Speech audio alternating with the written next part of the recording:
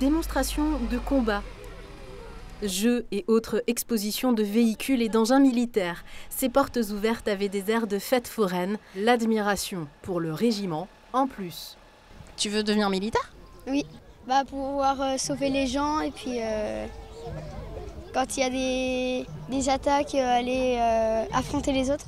C'est ceux qui nous protègent et je sais pas, je pourrais pas vous dire ce que ça me fait, mais je me sens en sécurité, on va dire. Voir que finalement l'armée française, les gens ne sont pas contre, contrairement à ce qu'on pourrait croire. Et ce n'est pas le chef de corps qui dira le contraire. Alors qu'il arrive bientôt au bout de son engagement en Sarthe, il est heureux d'avoir pu organiser cette grande fête au camp d'Auvour, 6 ans après les dernières portes ouvertes. Une manière de créer des vocations.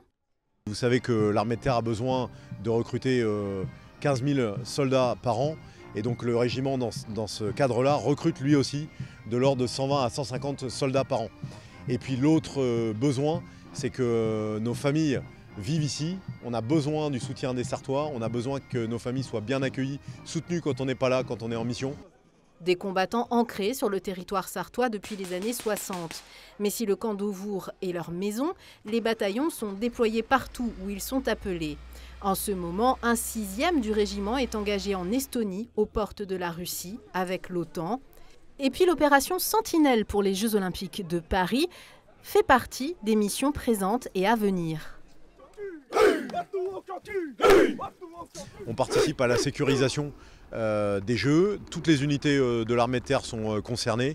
Et donc la part du 2e RIMA, c'est déployer une compagnie et puis on se tient prêt, si besoin se faisait sentir, de déployer davantage de marsouins cet été. Donc ils sont là, ils attendent le top. Une chose est sûre, le public est venu admirer ce savoir-faire, mais aussi partager un moment avec les marsouins, comme on irait rendre visite à des proches qu'on n'avait pas vus depuis longtemps.